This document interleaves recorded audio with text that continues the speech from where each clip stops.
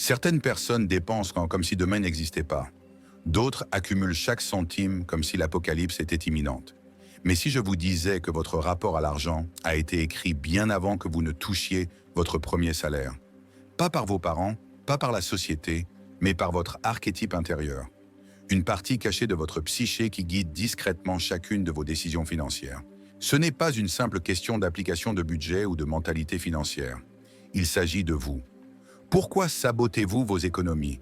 Pourquoi ressentez-vous de la culpabilité en dépensant? Pourquoi aucun montant ne semble jamais suffisant, ou au contraire, trop?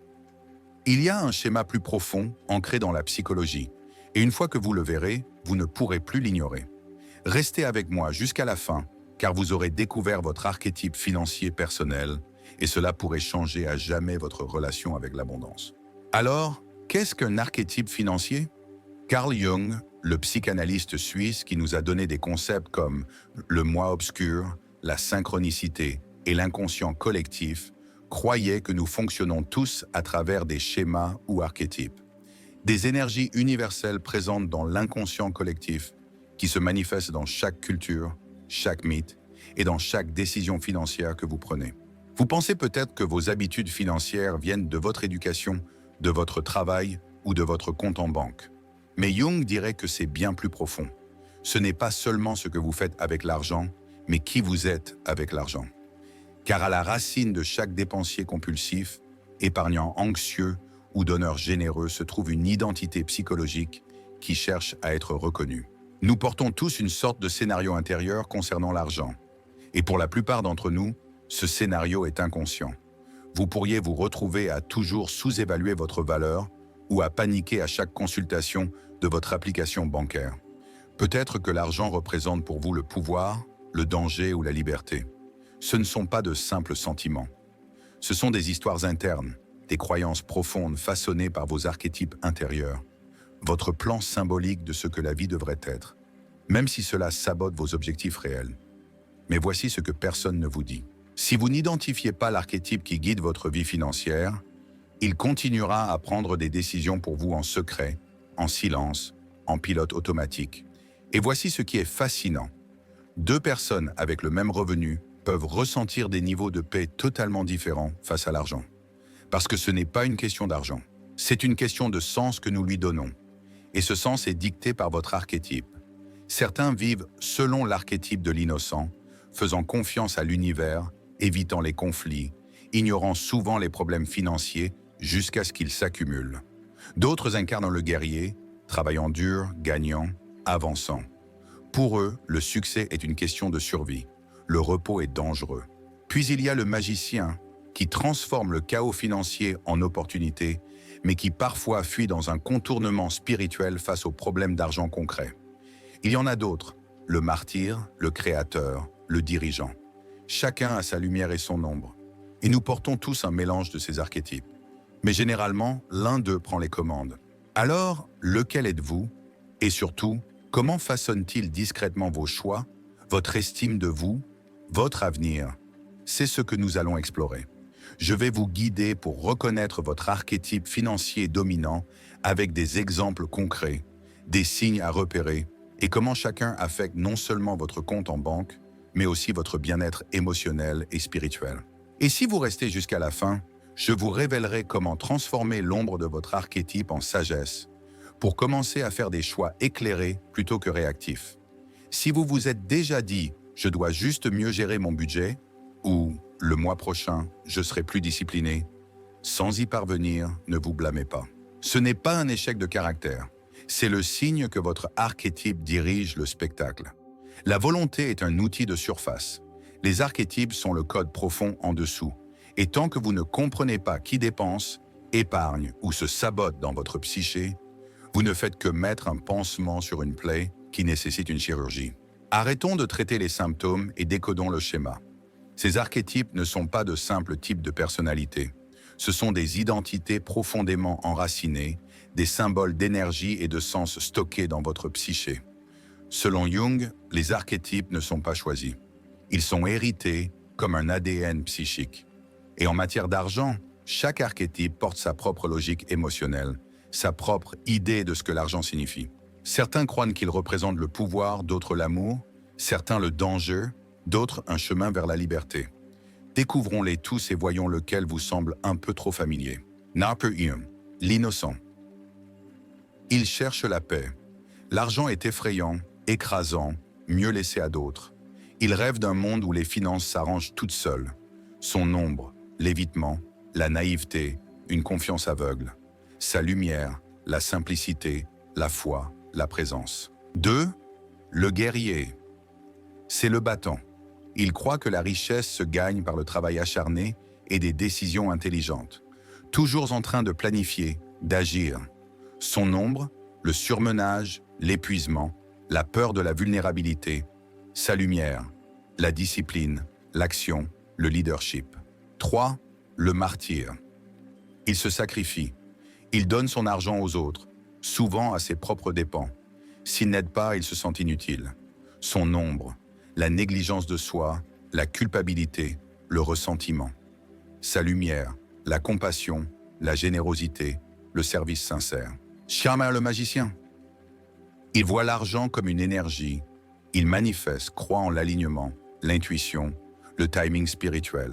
Son ombre, le flou, l'escapisme, le contournement spirituel. Sa lumière, la transformation, le flux créatif, la conscience de l'abondance. 55. Le dirigeant. C'est le bâtisseur. Il voit l'argent comme un outil pour créer un héritage, du pouvoir, de la structure, du contrôle. Il veut diriger, grandir, protéger. Son ombre, l'obsession du contrôle ou du statut. Sa lumière, la vision stratégique, la gestion responsable, la création d'un empire. 6. Le créateur, artiste.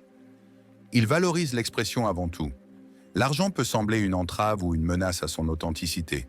Son ombre, sous-évaluer son travail, chaos financier. Sa lumière, l'innovation, l'originalité, une vie alignée. 7. Le fou. Il est là pour profiter, pas pour durer. Spontané, charmant, insouciant, il recherche le plaisir et l'excitation, souvent au détriment de la stabilité.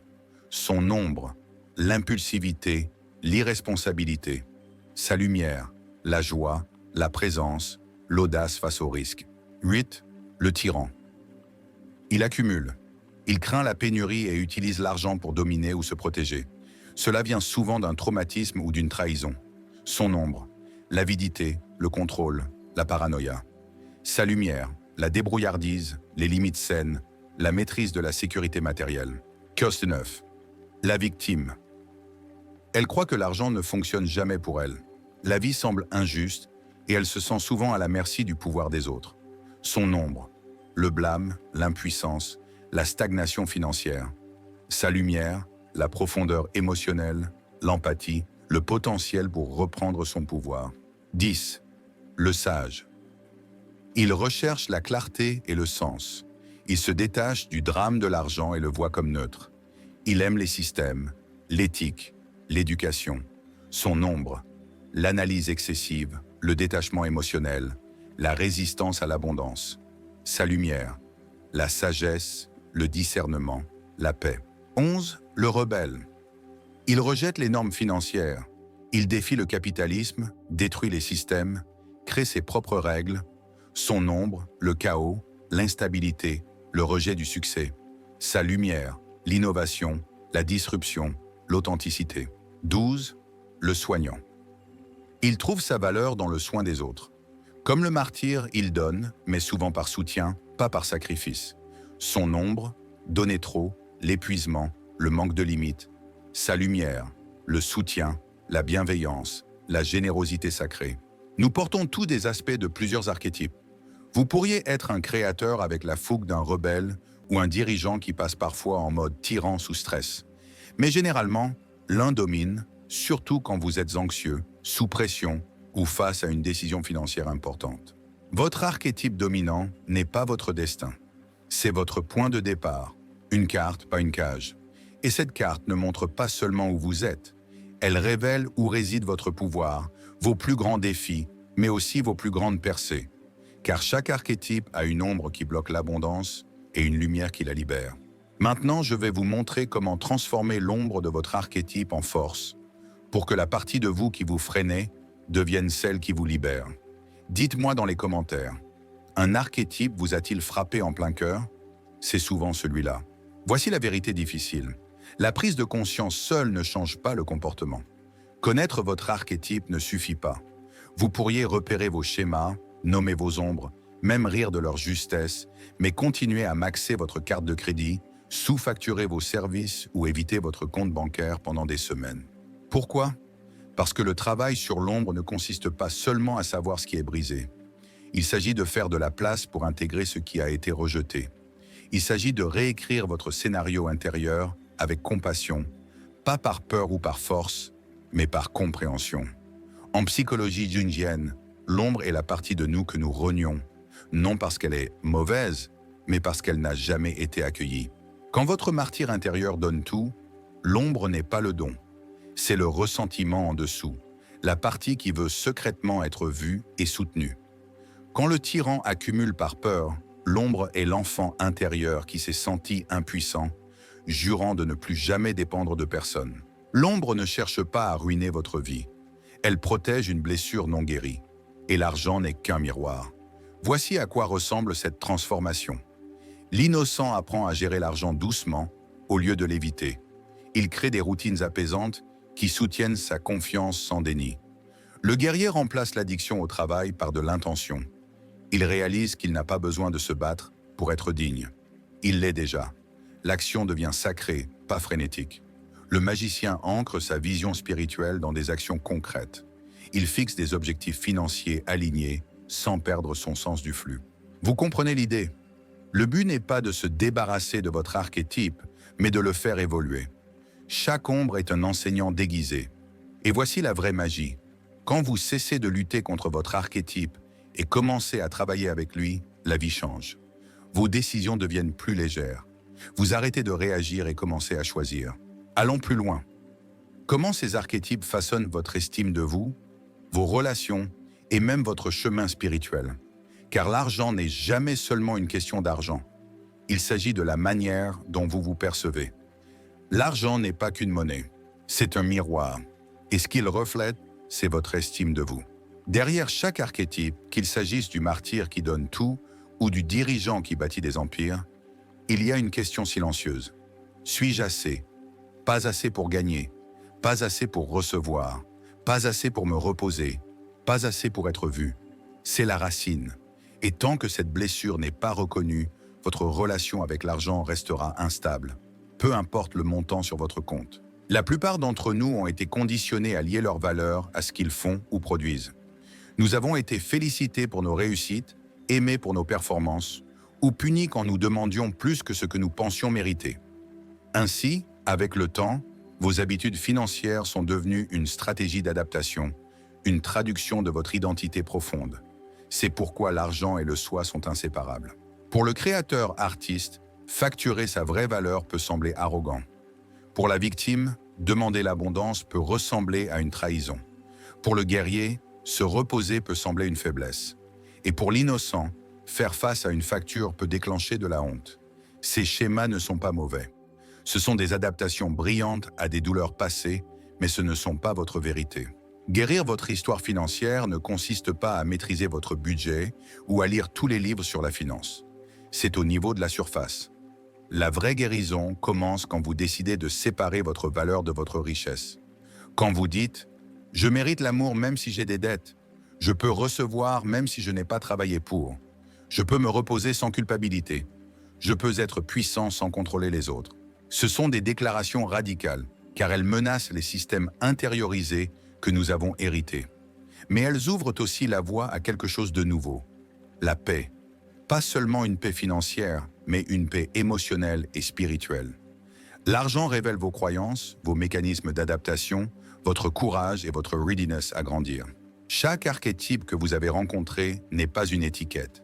C'est une lentille. Une façon de comprendre comment vous avez appris à survivre.